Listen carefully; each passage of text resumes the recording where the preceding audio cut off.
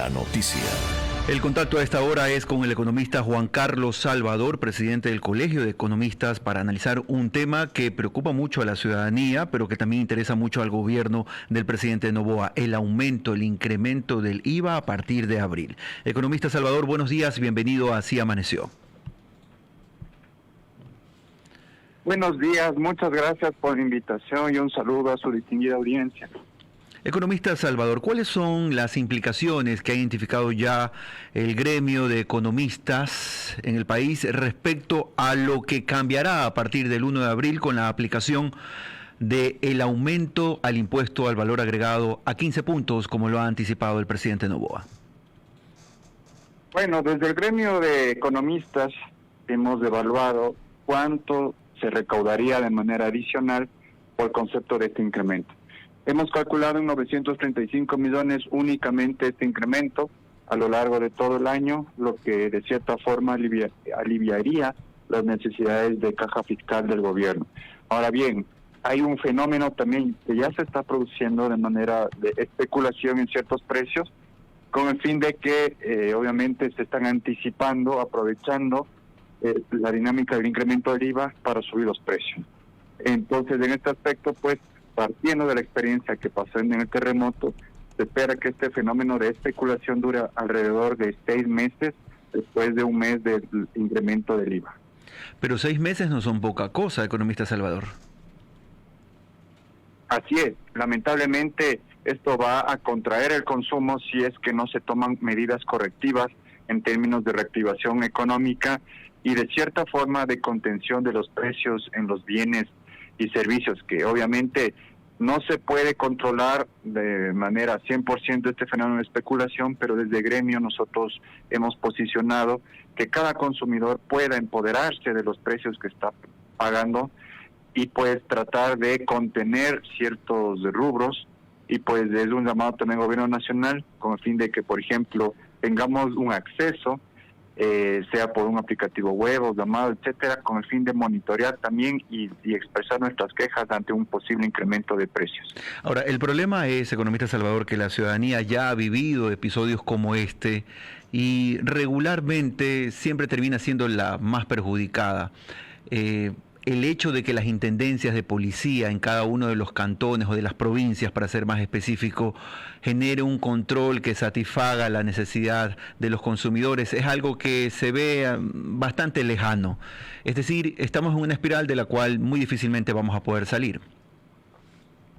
Sí, es una condición compleja, pero ahora bien, con el gobierno nacional, cuando tenga ya esta liquidez adicional, lo que se espera es que transfiera de manera inmediata estos recursos ya sea la economía nacional a través de, por ejemplo, reducción de atrasos, reducción de, por ejemplo, pago a proveedores y de, obviamente, transferencia de recursos hacia los sectores prioritarios, dado el fenómeno del niño que estamos atravesando. Entonces, de cierta forma, pues, se va a contener la dinámica de decrecimiento de consumo a través de que, por ejemplo, los proveedores, las personas, los funcionarios tengan liquidez en sus bolsillos. El economista Juan Carlos Salvador es presidente del Colegio de Economistas, líder del gremio, y está ahora aquí en Radio City analizando los efectos del aumento al IVA a partir de abril. Son exactamente las 8 de la mañana con 30 minutos y como decía Carlos, estamos conversando el día de hoy con el economista Juan Carlos Salvador, presidente del Colegio de Economistas de Pichincha. Economista, el ecuatoriano de a pie, el ecuatoriano que está en la calle, no los que están en oficinas o en Quito, en puestos de gobierno, no, el de a pie, hablemos de él. ¿Dónde va a sentir más este aumento del IVA? Pese a que se ha dicho que los productos de la canasta básica no va a subir el IVA, pero sabemos que dentro de la cadena de producción, y lo hemos dicho muchas veces, sí van a haber elementos que va a subir el IVA y por ende va a terminar subiendo los precios. ¿Dónde cree usted que más lo van a sentir? Bueno, hay que considerar que de la canasta básica de los 359 productos que constan, 208 tienen IVA, es decir, 58%. 151 productos no pagan IVA. Lo que quiero decir que de manera muy lineal, ¿no es cierto?, como erróneamente se ha dicho de varios analistas, que solo por que el 58% de la canasta básica grava IVA, el resto no tiene por qué verse afectado, ¿cierto? Entonces, esto elimina el fenómeno de especulación que siempre existe. De hecho, hasta en Año Nuevo siempre hay un incremento de precios en el mes de enero. Y pues partiendo de la experiencia del terremoto, lamentablemente la especulación se produce en frutas, vegetales, hortalizas frescas, leche. Exacto. Entonces, esto de manera prioritaria, ¿no es cierto? Ahora bien, después existe, por ejemplo, los almuerzos, ¿no es cierto? Todo el tema de el ejecutivo a internet, etcétera, con inteligencia artificial, que son costos. De hecho, hay varias empresas que ocupan esto en su estructura de costos. Obviamente sus costos van a incrementarse y ahí tienen dos opciones, ¿cierto? Una, ajustar su utilidad para conservar sus ventas, o dos, transferir netamente todo este incremento del IVA hacia los precios y por ende incrementar, y que esto lamentablemente va a reducir la capacidad de consumo de los hogares. Ahora, economista Salvador, el gobierno tiene un argumento que lo presenta cada vez que puede, y es el hecho que hay productos exentos de IVA, pero según el análisis y las conversaciones que hemos tenido, no solamente en esta mesa, sino a partir del propio ejercicio, hay otros procesos involucrados en la producción que de una u otra manera terminan dañando ese argumento, es decir, que la excepción del pago para ciertos productos termina siendo algo a medias. Así es, en efecto, y de hecho ese es un problema también de la estructura tributaria vigente, porque estas exoneraciones y exenciones benefician más a las personas que mayores recursos tienen, pues la naturaleza del IVA es que es regresivo, que no grava el ingreso, y pues estas exoneraciones y exenciones vigentes de cierta forma contienen la regresividad, pero los más beneficiados son estas personas de ingresos de mayor recursos. Entonces el problema es que obviamente no es lineal el análisis, ¿no es cierto? Como usted bien lo dice, estos 151 productos que no pagan IVA, pues de cierta forma ellos van a tener, por ejemplo, en movilización de transporte, un incremento de IVA, de combustible, incremento de IVA, y esto va a incidir directamente en la estructura de costos de las personas y de las empresas. Entonces se espera ahí un fenómeno inflacionario, y de hecho, justo declaraciones del ministro de Economía y Finanzas en una entrevista mencionó que se espera un incremento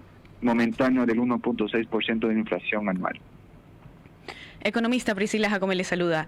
En este sentido, como estamos viendo más aumento de valores en ciertos productos, incluso pago de más tributos o incluso impuestos, en este sentido, ¿estas medidas deberían estar acompañadas de un aumento del salario básico?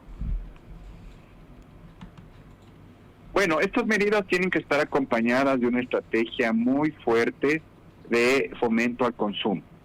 De cierta forma, pues, un incremento en estas circunstancias del salario básico incidiría también en la estructura de costos también de las empresas. Entonces restaría competitividad y por ende también su capacidad de generación de empleo y de inversión. Lo que hemos sostenido como gremio es que estas medidas tienen que ser acompañadas no solo de esta mayor recaudación, sino de cómo se recauda esto, porque según el BID somos el segundo país con mayor evasión en IVA. Entonces el potencial recaudatorio se reduce de dos formas: mayor evasión y un decrecimiento del consumo. Entonces esto afectaría también la capacidad del gobierno para retornar estos recursos desde la economía. Y pues como gremio también hemos sostenido que esta medida tiene que ser integral, es decir, mirar también por el lado de gastos, un gasto eficiente, pero también solucionar estos problemas relacionados a exoneraciones y exenciones. ¿Y cómo incentivarían el consumo en el país en este sentido? Si las personas ven cada vez productos más caros, se van a limitar en consumir. Bueno, hay ciertas medidas que pueden implementarse. Una de ellas, pues, es los incentivos que están realizando en las diferentes leyes de económico urgente con el fin de que, por ejemplo, el desempleo joven. Tenemos un problema en la comunicación, nos confirma en un rato más producción si podemos restablecer el contacto para poder seguir conversando con el presidente del Colegio de Economistas de Pichincha, Juan Carlos Salvador, a propósito de los efectos del aumento del IVA. Precisamente estamos tratando de una u otra forma de entender cómo esto va a afectar el día a día de los ecuatorianos. Economista Salvador, usted estaba tratando de dar una pauta respecto a cómo poder incentivar el consumo en medio de todo esto.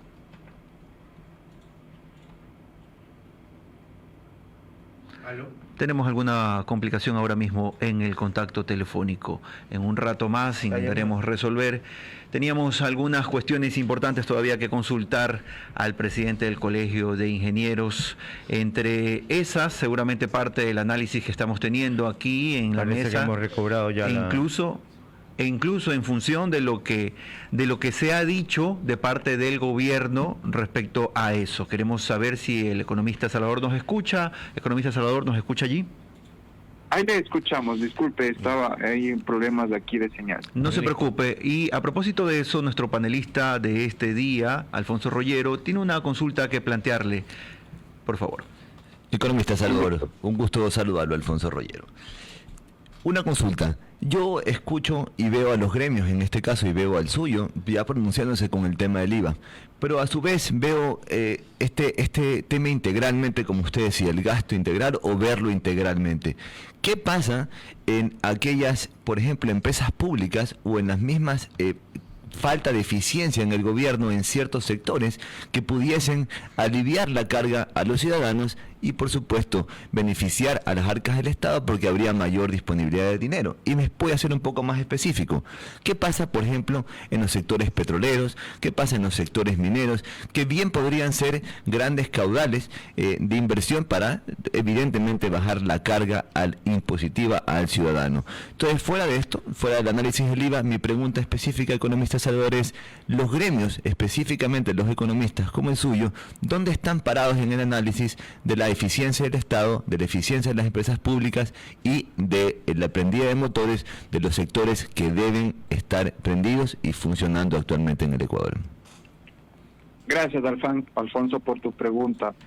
Sí, las empresas públicas, pues, es momento de analizar su pertinencia de existencia, tomando en cuenta que hay empresas públicas de la función ejecutiva, de los GAP, de universidades, y pues yo me voy a centrar en las empresas de la función ejecutiva, que está Petroecuador, Selex, Enel, EPA, Flopec, etcétera. En este aspecto, pues, es muy importante que, primero, tengamos claro cuáles son las empresas públicas que nacieron con una razón social, no económica. Obviamente que no son excluyentes, pero esto sí le da un tratamiento diferente. Ahora bien, ¿cuáles son las empresas que lamentablemente hay un problema, y lo voy a mencionar ahorita, que es el manejo de la liquidez del gobierno central hacia las empresas públicas de la función ejecutiva?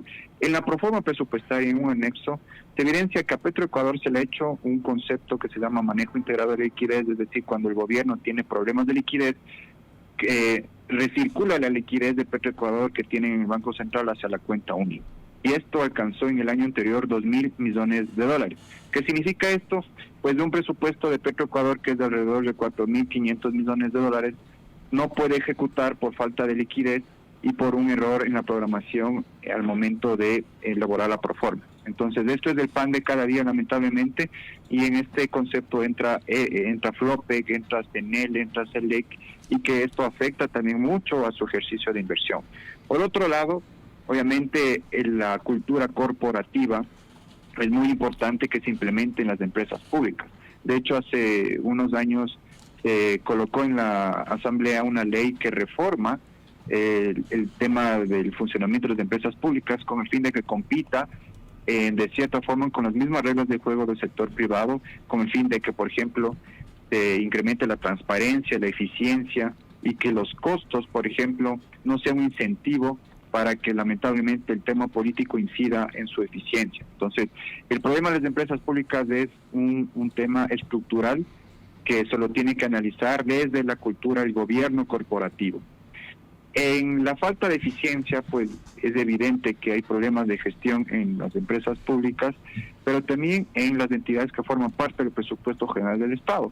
Y pues aquí hay varios indicadores de análisis de calidad de gasto público a nivel internacional que se puede implementar. De hecho, como gremio estamos construyendo un documento en el cual generamos ciertos indicadores de calidad de gasto público con el fin de ir monitoreando cuál es la condición, cuál es el problema que tienen estos sectores para ejecutar su presupuesto. Queremos agradecer al economista Juan Carlos Salvador, presidente del Colegio de Economistas de Pichincha, analizando aquí en la mesa de Así Amaneció las implicaciones del aumento al IVA. Son las 8 de la mañana y 41 minutos.